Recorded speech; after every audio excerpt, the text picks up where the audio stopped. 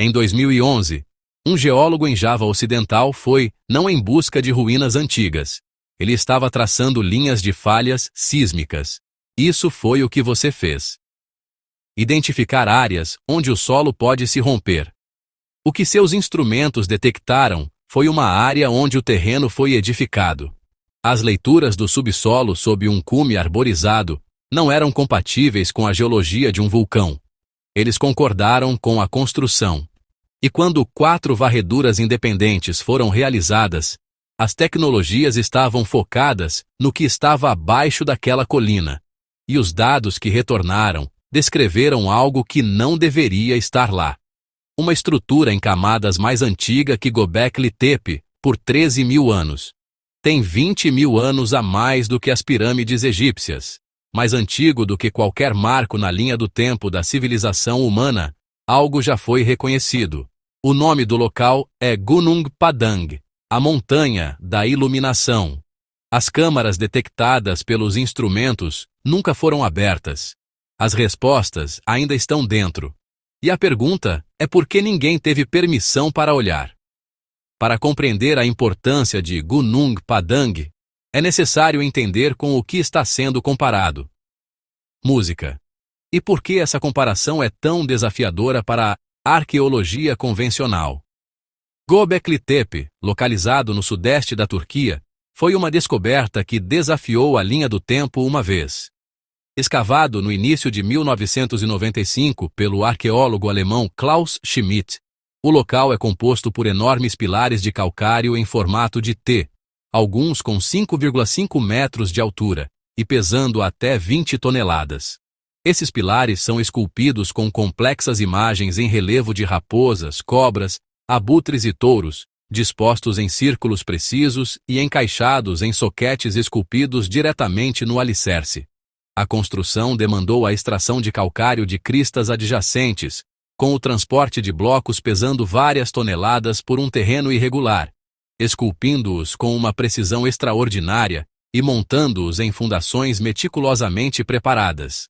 Tudo isso sem rodas, sem utensílios de metal e sem a domesticação de animais que possam carregar peso. A datação por radiocarbono é considerada a mais antiga, com camadas de cerca de 11.600 anos. Por volta de 9.600 a.C. Essa data representou um grande problema, porque, naquele momento da história, segundo o padrão estabelecido pelo modelo de desenvolvimento humano, os habitantes daquela região eram nômades caçadores-coletores, pequenos grupos se deslocando sazonalmente por toda a paisagem. Não há assentamentos permanentes. Sem redes sociais, não há uma hierarquia capaz de coordenar o trabalho em grande escala. Não institucional, quadro para sustentar e organizar uma força de trabalho durante décadas de desenvolvimento. O modelo ensinado por todas as universidades afirmava que a civilização seguiu uma sequência previsível. A agricultura deve ser priorizada. Então, assentamentos permanentes. Em seguida, a hierarquia social. Em seguida, religião.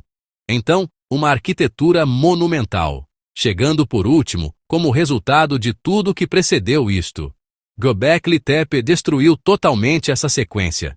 Demonstrou que a arquitetura monumental e o pensamento simbólico complexo já existiam antes do advento da agricultura, antes do surgimento das cidades, antes de redigir. Isso deveria ser um pré-requisito antes de qualquer desenvolvimento em larga escala.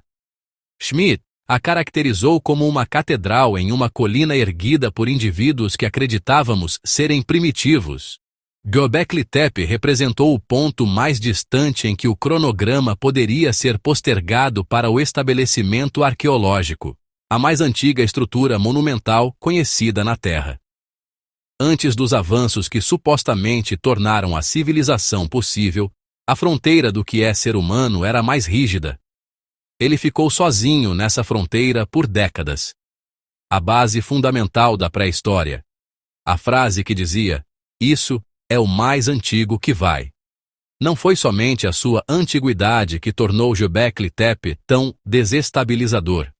Foi o que é existência subentendida nas pessoas que formou. Eles possuíam um conhecimento de valor incalculável. Música. Seus símbolos esculpidos codificam informações que 3 décadas de análise ainda não conseguiram decifrar completamente. O site não foi desenvolvido de forma rápida ou casual. Foi prolongado por séculos, preservado ao longo de gerações e, em determinado momento, por volta de 8000 a.C., enterrado de forma intencional. Não deixado para trás. Não foi abandonado para entrar em colapso. Com cuidado e intenção, milhares de toneladas de solo foram adicionadas, com grandes pedras posicionadas especificamente para proteger as superfícies esculpidas contra danos por compressão. As pessoas que ergueram Göbekli Tepe tinham plena consciência do que estavam fazendo e desejavam que fosse preservado. Eles selaram como se quisessem que alguém o encontrasse mais tarde. Esse comportamento, esse grau de reflexão sobre o futuro, não corresponde ao que o modelo padrão do Neolítico caçadores-coletores sugere. E mesmo assim, a prova disso está registrada no registro arqueológico, quantificada e documentada, tornando impossível contestar sua ausência. Göbekli Tepe foi a descoberta que levou a arqueologia a reconhecer que a linha do tempo estava incorreta.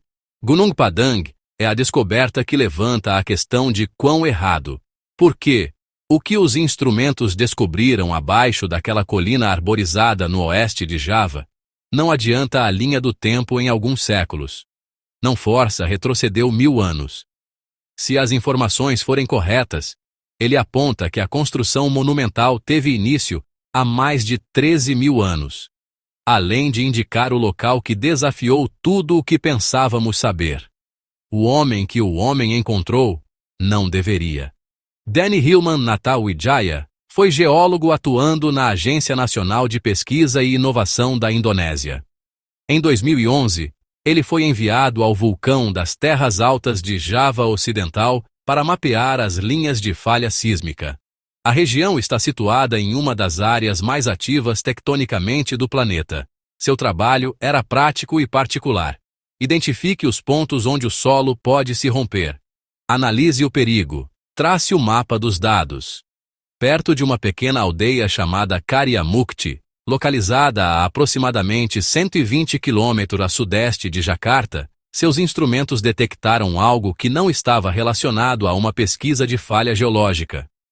As leituras do subsolo sob um cume arborizado exibiram densidade de assinaturas, padrões de camadas e regularidade geométrica que não se alinhou à geologia vulcânica.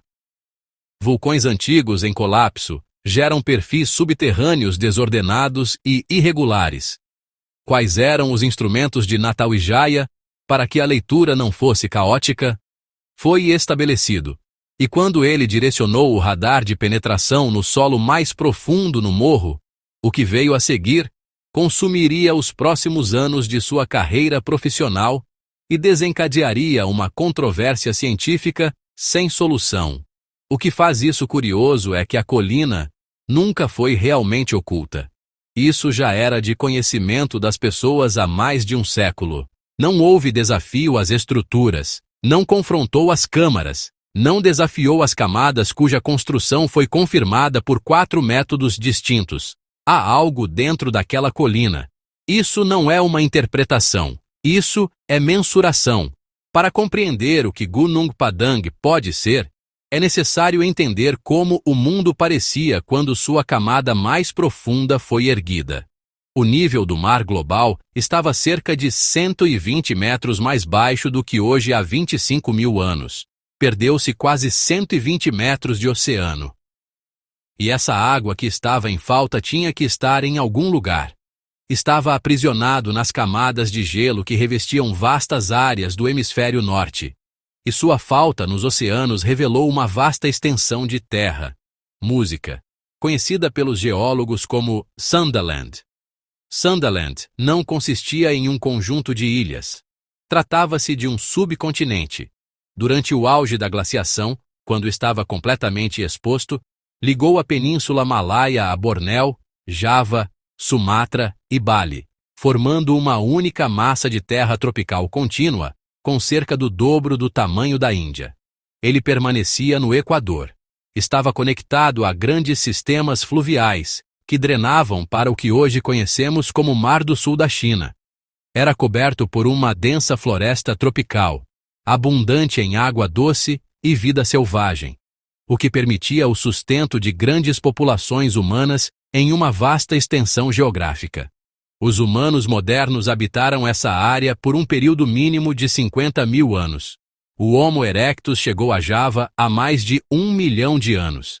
Esse é um período quase incompreensível no desenvolvimento das sociedades humanas, na acumulação de conhecimento, na construção, perda e reconstrução ao longo de gerações que deixaram pouco para trás, pois a maior parte do que construíram está ao nível do mar.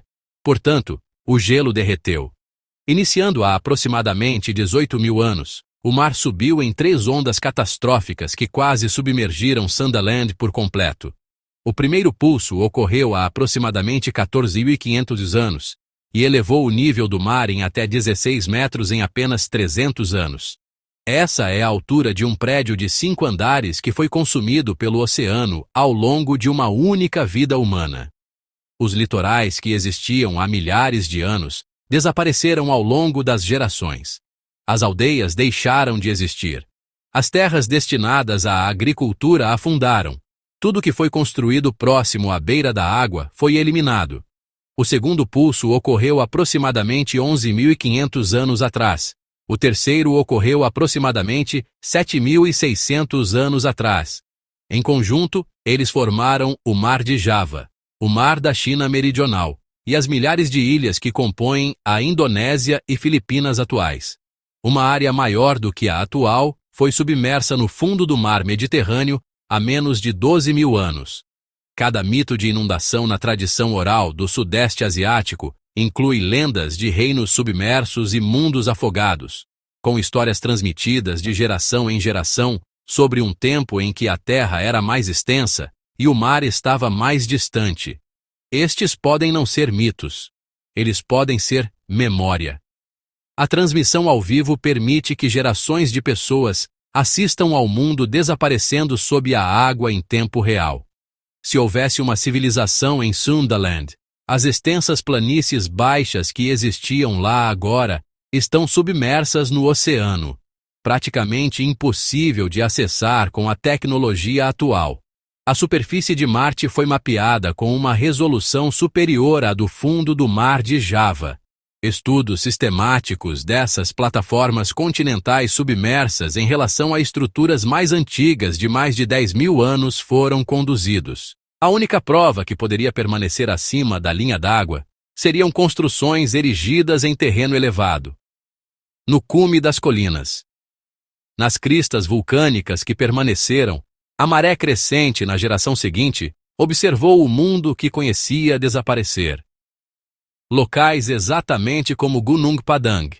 E leve em conta este aspecto. Arqueólogos descobriram ferramentas ósseas datadas de 7.000 a.C. em uma caverna próxima, a menos de 30 milhas de Gunung Padang. Bruto. Tranquilo. Exatamente o que a linha do tempo tradicional prevê para aquele período. Se a comunidade vive praticamente ao lado, quem estava construindo as camadas sofisticadas da estrutura no topo da colina acima deles? Uma possível resposta sugerida por alguns pesquisadores é que os construtores não vieram do próximo Porta. Eles vieram de origens humildes, das terras baixas que atualmente correspondem ao oceano-chão, transportando o saber acumulado ao longo de milênios em um continente que já não existe mais. O que os construtores deixaram para trás não é somente de natureza estrutural. Está registrado. Os habitantes sudaneses que viveram próximos a Gunung Padang perceberam, ao longo de séculos, algo que a arqueologia oficial inicialmente descartou. A presença do número 5 em todo o site é tão consistente que é difícil considerá-la uma mera coincidência. 5 varandas, 5 colinas ao redor. O complexo é rodeado por 5 rios. As colunas de basalto possuem predominantemente 5 lados. As superfícies de pedra em todo o local são decoradas com conjuntos de recortes dispostos especificamente em grupos de 5. Na cosmologia do Sudão, O número 5 possui um significado sagrado significativo. Simboliza as 5 direções cardeais de sua visão de mundo tradicional. Os 4 pontos cardeais e o meio. A presença deste número codificado em toda a arquitetura, paisagem e elementos decorativos do site é a mais extraordinária série de coincidências geológicas na história registrada, ou é prova de um sistema simbólico intencionalmente construído que conecta a estrutura à paisagem de formas que exigiam um pensamento matemático e cosmológico complexo para ser projetado. Esse nível de pensamento não deveria existir nas datas que as camadas mais profundas indicam. Em seguida, existem as propriedades acústicas. No terraço inferior, há um grande bloco de andesito conhecido pelos sudaneses como Batu Kunsi, a pedra angular. Quando alcançado, emite uma ressonância profunda que ecoa por todo o vale. Quando atingidas, outras pedras dispersas pelo local produzem tons variados. Um pesquisador registrou uma única pedra, que pode produzir 5 tons diferentes, dependendo do local exato do impacto.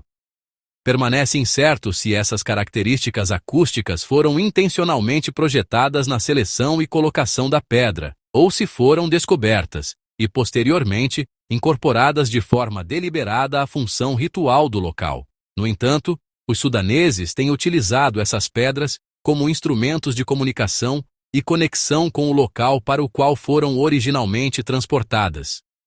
O sepultamento intencional é o aspecto que considero mais desafiador de distinguir. Música. Cada etapa da construção em Gunung Padang aparenta ter sido intencionalmente enterrada antes que a seguinte fosse erguida sobre ela. Camada após camada, cada uma selada e preservada, os construtores de cada nova fase cobrem o que veio antes, como se reconhecessem seu valor e quisessem protegê-lo enquanto erguem algo novo sobre ele. A camada mais profunda foi enterrada pelas pessoas que edificaram a camada superior. Essa camada foi coberta por aqueles que construíram a camada acima dela. O mesmo comportamento repetido por milhares de anos. Isso espelha precisamente o que ocorreu em Göbekli Tepe.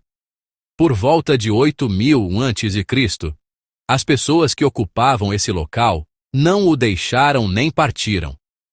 Eles enterraram de forma cuidadosa e intencional, utilizando material de preenchimento especificamente destinado a proteger as superfícies esculpidas de danos. Eles selaram como se desejassem que fosse descoberto posteriormente. 2 locais distintos, separados por mais de 5.000 milhas, ambos construídos com pedra maciça e intencionalmente enterrados por seus criadores. Isso é acaso ou padrão? E se for um padrão, a questão que surge é aquela tradicional, a qual a arqueologia não está atualmente preparada para responder. Por que as pessoas ergueriam monumentos com o propósito específico de serem descobertos por alguém milhares de anos depois? Em seguida, existe a conexão, que raramente recebe a atenção que merece. As colunas hexagonais de basalto em Gunung Padang apresentam composição e forma quase idênticas às pedras empregadas em Nan Madol, uma enigmática cidade antiga erguida em 92 ilhas artificiais ao largo da costa de Pohnpei, na Micronésia. Isso representa mais de 4.000 milhas pelo Oceano Pacífico. Piedra del mismo tipo, música, mismas leyendas de construcción imposibles en ambas culturas. A tradição local de Nan Madol afirma que 2 pedras foram levitadas por irmãos. A tradição sudanesa afirma que tudo em Gunung Padang foi construído em uma única noite por entidades sobrenaturais. 2 sites, mesma pedra, música, mesmas lendas, a 6.400 quilômetros de distância. Em outubro de 2023, a equipe de Natal Wijaya divulgou suas descobertas mais recentes na revista Prospecção Arqueológica. O artigo expôs os resultados completos de 4 tecnologias de digitalização independentes: os dados de construção em camadas, as assinaturas da câmara e o radiocarbono datando da unidade mais profunda. Foi o estudo científico mais minucioso sobre Gunung Padang, já realizado para uma publicação revisada por pares. 5 meses depois, a revista fez uma retratação. A justificativa apresentada foi que as datas de radiocarbono foram obtidas em amostras de solo, e não em artefatos diretamente relacionados à atividade de construção. Esta é uma metodologia válida na datação arqueológica. Apenas o carbono pode se mover. O material orgânico presente no solo nem sempre é proveniente da construção que o envolve. A crítica não foi inventada. Porém, eis o que a retratação fez e não fez. Ele questionou a metodologia de namoro. Não questionou as estruturas, não desafiou as câmaras, não desafiou o material de ligação encontrado, que se assemelha à argamassa entre colunas horizontais deliberadas. Não desafiou as 4 tecnologias de digitalização independentes, que todas produziram a mesma imagem de uma estrutura em camadas com extensão de 20 a 30 metros para a encosta.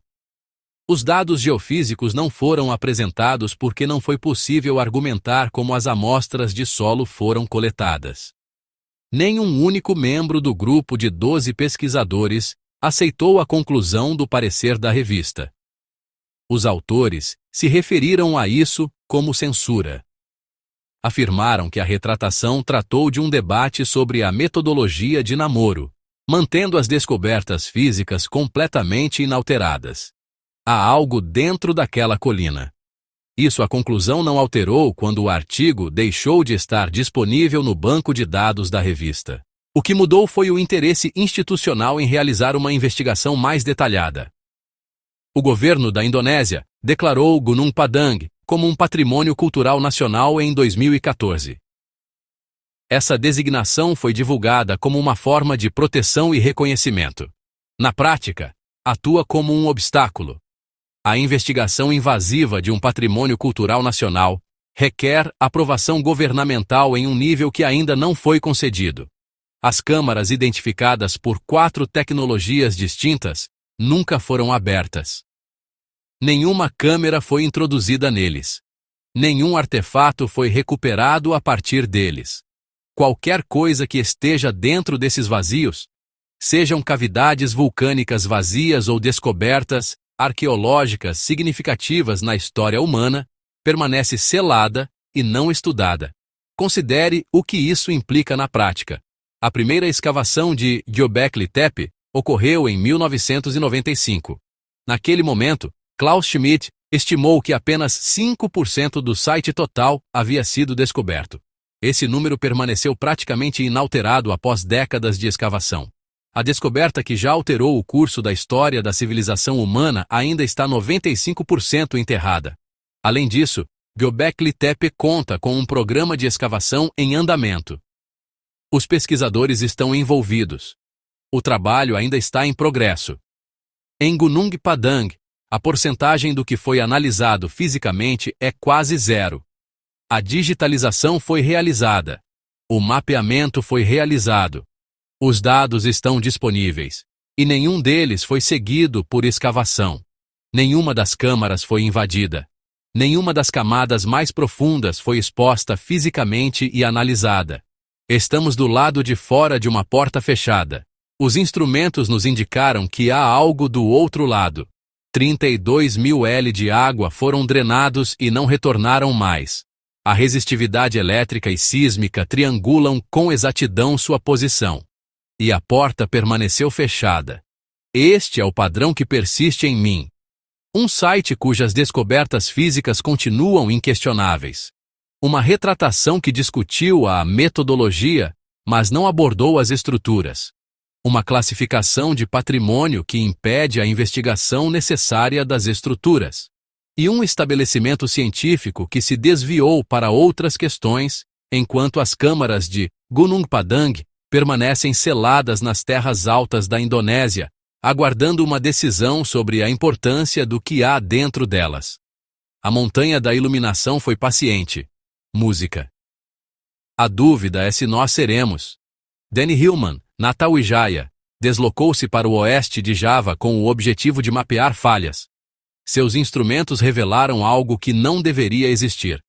4 tecnologias distintas, voltadas para a mesma colina, produziram a mesma resposta em todas as ocasiões. Uma construção em camadas, com câmaras seladas, datada de uma época em que os humanos não deveriam ser capazes disso. A camada mais profunda não foi escavada. As câmaras não foram abertas. O fundo do mar de Java, onde as planícies baixas de Sundaland agora estão submersas a 120 metros de água, nunca foi estudado de forma sistemática para investigar o que poderia estar lá embaixo. Ou a linha do tempo da civilização humana está equivocada, ou alguém construiu algo no topo daquela colina durante a última era do gelo. Música, selando-o com extremo cuidado e deixando-o para quem viesse depois. A montanha da iluminação continua lá. As câmaras continuam seladas. A questão não é se algo está interno. 4 tecnologias já responderam a isso. O problema é o que temos medo de descobrir.